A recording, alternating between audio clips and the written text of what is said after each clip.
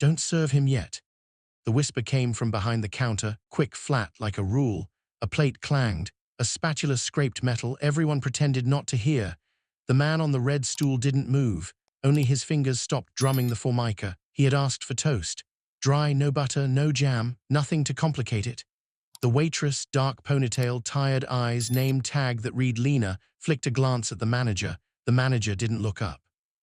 He kept scribbling in a black notebook near the register, one hand hovering over the tip jar like it was his.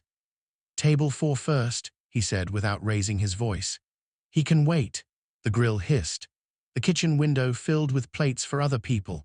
The man on the stool watched 3 orders pass him. Then 4. Lena reached for a saucer anyway. The manager's hand shot out, stopping her wrist midair. He didn't squeeze hard. He didn't need to. "He asked for toast," she said, voice low. "And I said he can wait." The regulars didn't wait. Old Mr. Klein got pancakes and a wink. The cop got his free coffee and a pat on the shoulder. A family with 2 kids got a smile and warm plates rushed to their booth. The man on the stool got nothing but a sweating glass of water slid to him by the busboy, who did it like he wasn't supposed to. The man's eyes tracked the manager's reflection in the shiny coffee urn. Calm face, tight jaw, a little jaw muscle ticking when he smiled at other customers. The man at the counter didn't look away when the manager finally glanced over. "How long for toast?" the man asked, steady. The manager finally gave him a full look. He had the smooth, patient grin of someone who'd said no 1,000 times and never had to defend it, the kind with a rule behind it. "We're slammed, friend," he said. "You'll get it." The spatula hit the flat top. The cook flipped 3 omelets in one motion and shouted, "Order up." Without looking, the waitress slid plates out, weaving around the busboy who was carrying a stack of chipped mugs like they were eggs. "Boss says to make him wait," the busboy muttered to the cook, thinking the sizzle would hide it. The cook didn't answer. He just put toast on the grill. The man on the stool looked down at his hands. The nails were trimmed too neat for a construction worker. The knuckles had deep lines, but nothing else gave him away. The hat was from a gas station. The jacket was thrift store brown. No one in the diner knew he'd picked that stool because of the angle. It let him see the pass. It let him see who touched what. It let him hear the whisper that was supposed to disappear into the noise. "Toast for stool 1, the cook called, uncertain. He looked toward the manager. The manager shook his head once. The cook's hand hovered, then he set the toast back off the pass and turned to the next ticket. "Dale," Lena said, quiet like a warning. "Come on. Focus on your section." "What are you doing?" she asked. "It's toast." Dale flicked his eyes at her, then at the man on the stool, then back at his notebook. "Our policy is clear," he said. "Regulars come first." No sign on the wall said that. The sign by the door said, "Welcome all." The sign by the register said, "Proudly Black-owned." The photo next to it showed the grand opening, balloons, ribbon, the owner cutting it with a giant pair of cheap scissors, the manager grinning in the background. The man on the stool looked at that photo every time someone's eyes slid past him like he wasn't planting roots in his own place. 2 weeks back, an envelope with no return address had arrived at a midtown office. The note inside had said, "Your place changed. They make us wait. They make the brown ones wait." Another note the next day had said, "He fired Miguel because he wouldn't work a double without OT, called immigration on him. He's gone." Profit margins had dropped, but the cashier's reported draw never did. So the owner put on a hat and took the subway. Now the whisper was right in front of him, not ink on a page. Policy, regulars. The man on the stool put his hands flat on the counter to keep them from curling. He kept his voice measured. "Just toast," he said again. The cook burned it on purpose. Not because he wanted to, because he was looking at Dale and Dale didn't blink. The edges went black. The smell cut through the diner. The busboy, maybe 17, maybe 19, picked up a water pitcher and poured another glass. He held it like a shield when he walked by the manager. "Diego," Dale said, crisp. "What did I tell you? Booths before counter, don't babysit." Diego kept moving. He set the glass down in front of the man on the stool without a word. His look was a quick apology, then gone. A little girl at the corner booth watched, a pancake lifted halfway to her mouth. "Why is he waiting?" she asked her mother. "Hush," the mother said, eyes fixed on her coffee. Lena slid the burnt toast off the pass, ignoring the cook's shrug and the manager's stare. She added a fresh pat of butter, because burned toast needs something. She walked it to the stool. Dry, the man said. Let me fix it, she said, already turning. She scraped the black edges into the trash, put new bread down and watched it like a hawk. Her fingers tapped the butter dish. She didn't look toward the manager. She was betting the toaster would pop before he noticed. He noticed. Lena, Dale said, pushing away from the register. Office, now. After he eats, she said. It's toast. Dale stepped between her and the grill, not touching her but blocking her view like a wall.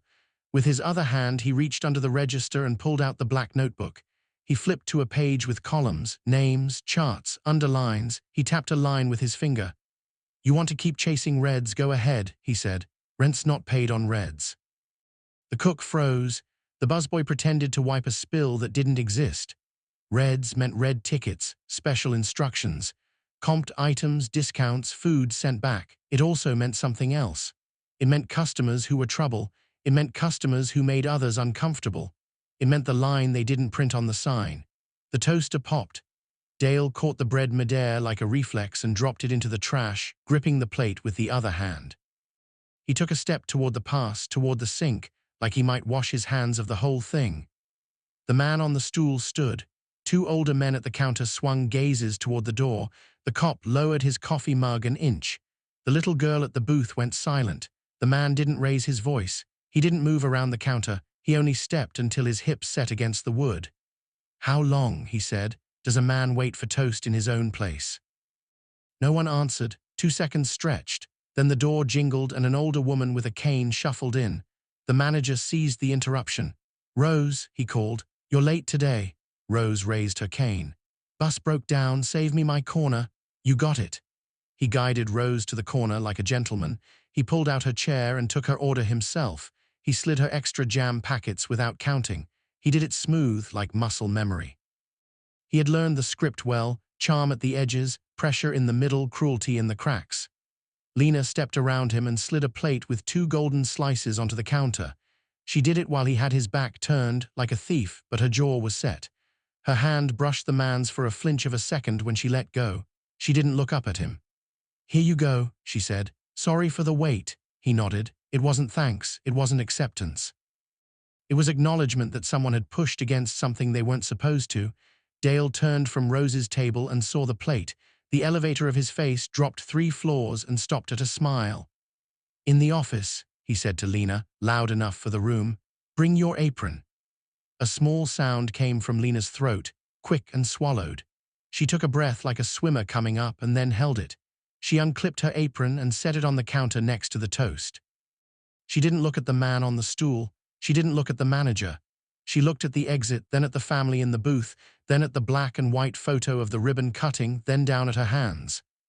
Dale, she said. You don't get to office, he said. He didn't raise his voice. He didn't have to. Authority in this place wore a cheap tie and knew the combination on the safe. She walked past him. She left the apron folded like a surrender flag. The man on the stool slid the toast toward him, then pushed it back. He lifted the plate and set it on the other side of his water glass. Not touching it became an act. Diego watched him. The boy's mouth pressed into a line like he was keeping his teeth from knocking.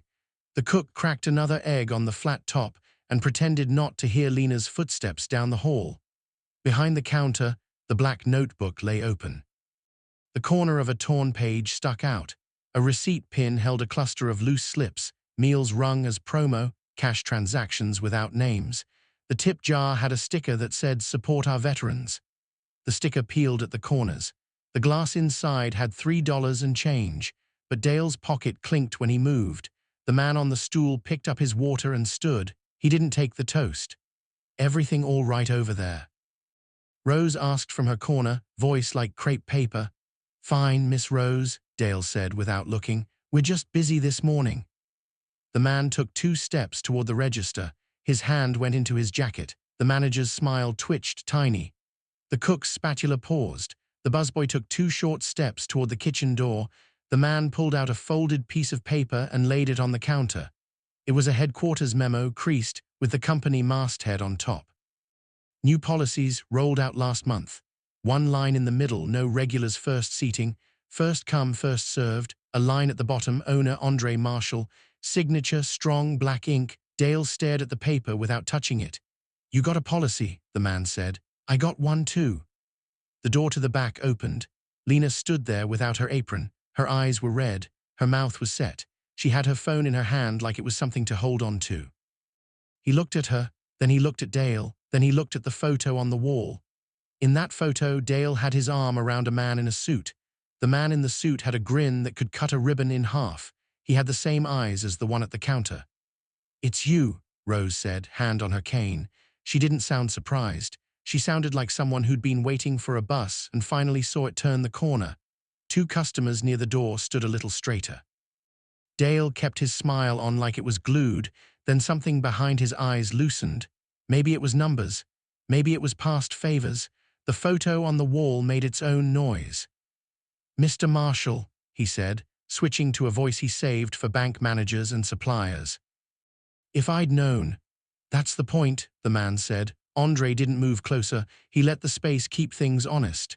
"Take a breath," Dale said, chuckle thin. "You got to understand the morning rush." "I understand my brand," Andre said.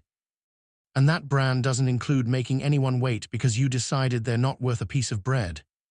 A fork scraped a plate in the corner. Chairs creaked. The air changed.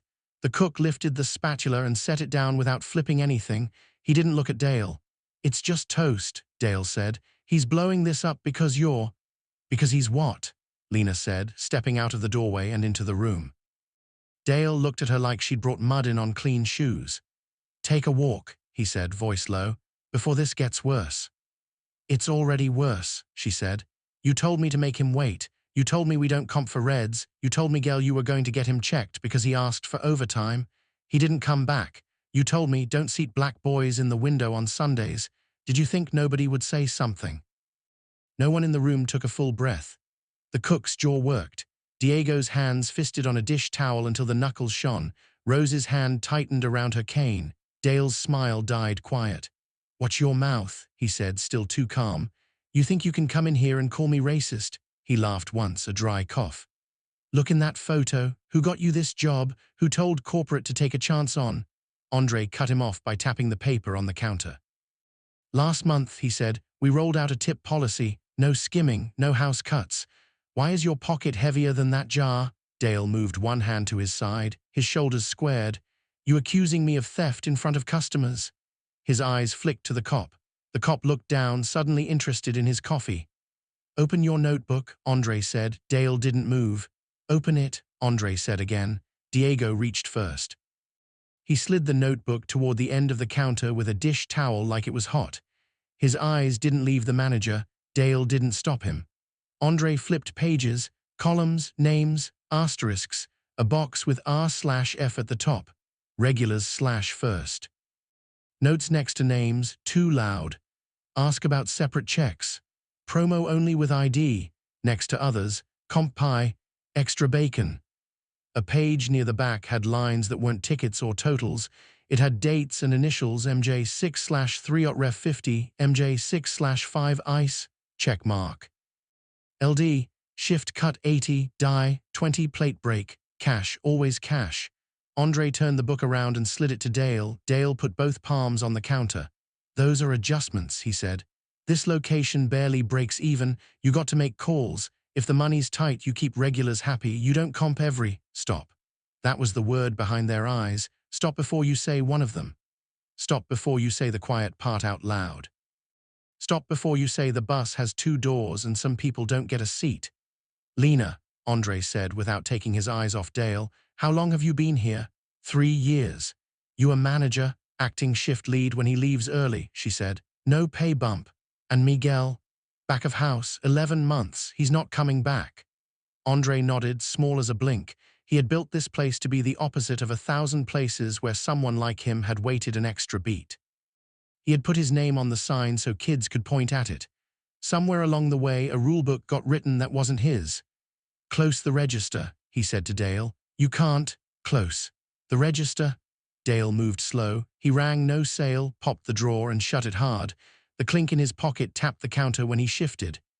"Put the cash from your pocket on the counter," Andre said. Silence became pressure. Dale laughed again, no humor.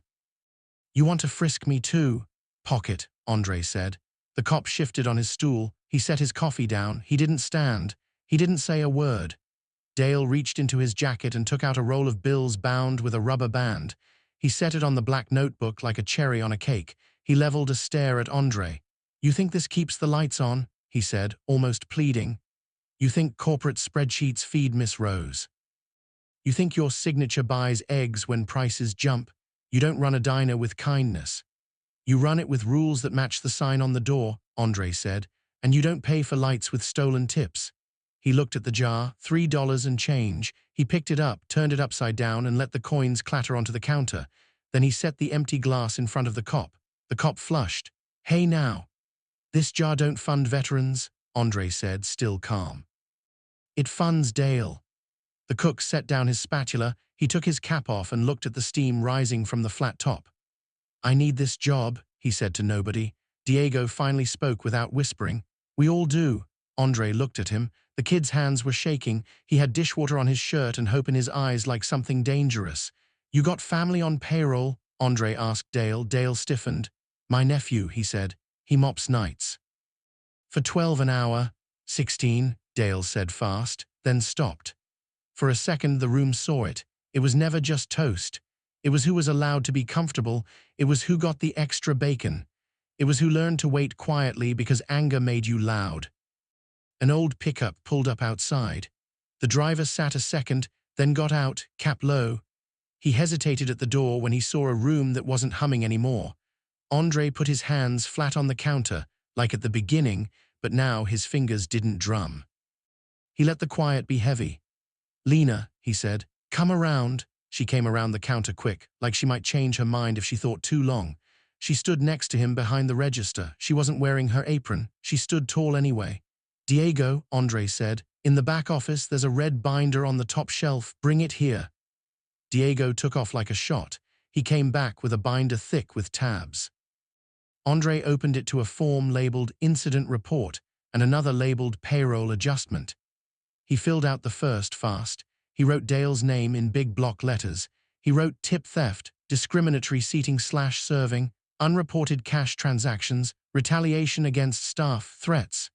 He tore out a duplicate sheet and handed it to the cop. The cop took it like it might burn him if he dropped it. "Call Laura at the office," Andre said to the cop. "Her number's on the card at the bottom. We'll arrange a statement. If you need to come back with someone, do that. We'll be here." "This isn't," Dale started. Andre pointed at the door to his little office, the one with a broken employees only sign. "You," he said, "go in there and wait. Leave your phone on the counter." Dale didn't move. "Now," Andre said. Dale set his phone on the counter. He swallowed. He walked past Lena. He didn't look at her. The door to the office clicked shut. Andre turned to the room. He looked at everything he could lose and everything he wanted to keep. He didn't make a speech about values. He didn't call it a family. He didn't tell anyone to calm down or smile. "Break's over," he said to the cook. "Orders don't hold themselves." The cook picked up the spatula like a lifeline and got to work. Andre looked at Lena. "Your shift lead starting now. We'll talk salary after lunch. Diego, you're moving up to prep. Miguel," he stopped. The name caught in his mouth. He started again. "Find me the best dishwasher you know. I don't care about papers. I care about hands that work. Pay them fair. If anyone calls anything on anyone again, they answer to me." Diego nodded so fast his hat fell off. "And the regular's first rule?" Lena asked, chin up. "There isn't one," Andre said. "So," a man by the window lifted his hand, timid, like the first volunteer in class. "Can I still get my omelette?" "You can," Andre said. "On the house today for everyone who waited through this." Lena smiled for the first time all morning. It was small. It was real. She picked up the plate of toast, the first, the one he hadn't touched, and slid it into the trash herself, not because it was burned, because it belonged to something that didn't live here anymore. Orders started flowing again. Tickets fluttered. The sizzle came back. The cop finished his coffee and quietly put a 20 under his saucer. Miss Rose tapped her cane twice and said, "About time." The little girl bit into a pancake shaped like a heart and laughed when syrup dripped on her shirt. Andre finally sat. He didn't take the stool. He took a booth corner seat, the one with the bad spring that made you lean into the wall. He felt the tilt. He let himself. Lena brought him toast, not burned, not rushed. It was golden at the edges and soft in the middle, dry, no butter, no jam, 2 slices on a clean white plate. She set it down gently. She didn't say sorry, she didn't say anything. She just met his eyes for a second and nodded. Andre picked up a piece. He looked at it like a test he'd already passed. He took a bite. He chewed, he swallowed. He set the toast down and reached for his water. Dale's office door opened. He stood there with his arms crossed. He had a different face on now, less sure. He waited for the room to look at him. It didn't. He walked up to the counter. "You going to throw me to the cops?" he asked, trying for light, getting nowhere. "I'm going to let you explain your notebook to someone who isn't me," Andre said. "Then I'm going to call every staff member from the last year and ask them what you did to them. Then I'm going to pay them." "You can't pay people who—" "Watch me." Dale's mouth quirked. He looked at the photo again. The day of the ribbon. He had touched the scissors like a good luck charm. He had called his mother from the parking lot and told her he'd made it. Somewhere between then and now, he had learned the wrong lessons too well. "You gave me a shot," he said, almost to himself. "And you used it to build a set of rules that only worked for people who already had plenty," Andre said. "Get out of my kitchen." Dale took a long second. He picked up his wallet. He didn't pick up the money he'd put down. He took his heavy grin, lighter now, and the notebook that wasn't his anymore. He made for the door. He paused with his hand on the handle and looked back at the room that had been his stage. "You won today," he said. "See how long it lasts." Andre didn't answer. The door jingled. The sound of the city came in and then cut off when the door shut. Lena let out a breath she'd been holding for 2 years. She moved like a captain in her own head, calling tickets, checking on water, telling the cook what needed to come up next. Diego filled the tip jar with ones he had in his pocket, like it was a battery that needed juice. Andre ate his toast slow, not because he was savoring it, but because he didn't want to rush through a new way of doing something so old. He finished the first slice and left the second. "Coffee?" Lena asked, coming to his table. He shook his head. "Hot chocolate," she blinked. Then she smiled again, bigger this time. "You said dry," she teased. "I did," he said. "I'm changing a rule." She brought it in a big white mug with whipped cream that leaned. He took a sip and laughed quietly when the cream hit his nose. The little girl at the corner booth pointed and giggled. He wiggled his nose just to make her laugh again. The lunch rush clock ticked closer. The door kept opening. In came a couple with paint on their hands. In came a nurse with tired eyes and sneakers. In came a teenager with a hoodie up who slid into a booth without looking around, hands jammed into pockets. No one made him move to the back. No one told him not yet. Andre looked at Lena. She looked back and tipped her chin toward the teen. "He okay there?" "He's fine," Andre said. Lena walked over with menus. She set one down and said, "You hungry?" like she meant it. "Maybe," the kid muttered. "First time here?" she asked. He nodded. "You'll like it," she said. "We're under new management." The kid smiled into his hoodie. In the corner, the cop finished his call. He came over to Andre's booth, hat in hand. Literally, he'd taken it off. "We'll, he said, awkward. "We'll be in touch." Andre nodded. "I'll be here." The cop hesitated. "Place like this," he said, gesturing vaguely at the sign, the floor, the people. "You know it's not the first time someone tried to." "It's the last time on my watch," Andre said. The cop nodded and left 3 tens under his cup for a $2 coffee. He touched the brim of his hat to Miss Rose on the way out. She sniffed, but her eyes softened. In an hour, a woman who looked like she hadn't slept came in with a baby on her hip and a heavy diaper bag. She stopped at the threshold like she might get turned around. Lena waved her in without asking where she planned to sit. The baby fussed. The woman looked relieved to be somewhere that smelled like butter and onions instead of fear. Andre watched every plate go out. He watched who got refills without asking. He watched who got eye contact. He kept the second slice of toast untouched on the table as a joke, only he got a quiet dare to anyone who thought about making him wait for something he owned. Diego came up between tables, breathless. "Mr. Marshall?" "Yeah, can you?" "I mean, should we put up a sign?" He gestured toward the door. "About, like, the rules." Andre thought about signs, about how many he'd seen that weren't printed but everyone could read them. He thought about the notes in his office drawer about Miguel's name on them. He thought about the bus that had broken down that morning. He thought about the whisper behind the counter and the hand that grabbed Lena's wrist. "Put this up," he said. He pulled a receipt and a pen and wrote fast. He wrote, "First come, first served, every time." he added, no skimming, no exceptions. Then he turned it over and wrote, "We feed people, period." He handed it to Diego. Diego grinned like a kid with permission to write on a wall. He taped it to the front of the counter, crooked and proud. Lunch started rolling. New eyes looked at the note and then at the people behind the counter and relaxed a fraction. Old eyes looked at the note and then at the grand opening photo and did some math. An hour later, the door opened again and a man stood in the frame, middle-aged, careful. He looked like he'd come a long way to walk through a door. He had Miguel's eyes. He looked around, saw Lena, and paused like he might turn and run. Lena set down her tray and moved. "Miguel's cousin," the man said when she reached him, voice cautious. "He said maybe you need hands." "We do," Lena said. "Come in." He stepped inside. He took off his cap. He smiled with gratitude that made the room feel warmer. Andre stood and stuck out his hand. "Name?" he asked. "Ramon." "Welcome, Ramon," Andre said. "Shift starts now. Pay is fair. Eat before you start. It's busy." Ramon blinked and laughed and cried in about 3 seconds. He wiped his face with the back of his hand like he was embarrassed. He took a seat. Lena brought him a plate of toast to start because the kitchen needed a minute to breathe. He picked it up with 2 hands and bit in like toast could be a promise. Miss Rose looked at the photo on the wall and then at the real thing, Andre in a corner booth, sleeves rolled up, whipped cream on his lip, people moving around him with a different energy. She tapped her cane twice on the tile again, approving this time. "Mr. Marshall," she called. He looked over. "Don't be a stranger," she said. "Don't hide behind a hat." He nodded. He took off the hat and set it on the table. The overhead lights hit his hair at a soft angle. The mirror behind the coffee makers caught his face and made it official. This was his place. It could be the place it said it was on the sign. The second slice of toast cooled. He picked it up. He held it in the air for a second, like a toast for the room no one knew they were giving. Then he took a bite. Outside, the busies of the city didn't slow.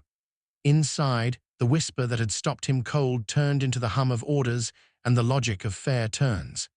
The manager's office stayed closed. The notebook sat on the counter with the bills on top like evidence of an old rule that didn't fit anymore. When the noon sun hit the window just right, the words on the fresh piece of paper Diego had taped up glowed a little. First come, first served. Every time, people read it. People believed it because they watched it happen. They watched a black owner take a seat at his own counter and ask for toast and actually get it. A rule was just a choice someone made, then enforced. Today, the choice changed. In the lull between the lunch rush and whatever came next, Lena leaned against the counter, exhausted and bright. She glanced at the boss in the corner and at the new guy washing dishes like a man who'd been given the keys to a tiny, clean kingdom. Her phone buzzed in her pocket. She didn't check it. She turned to the next customer and said, "What can I get you?" like the answer mattered. It did. Andre wiped his hands on a napkin. He reached for his hat and didn't put it on. He looked at the photo on the wall one more time. The ribbon was cut in it forever. In the real room, the thread had been tied back together into something stronger. He finished his toast. He paid with the cash Dale had left and left a tip that filled the jar. He stood. "Back at 5, he said to Lena. "We'll be ready," she said. He paused at the door and listened, not for a whisper, for the sound of a diner working the way it should. It came, and it lasted.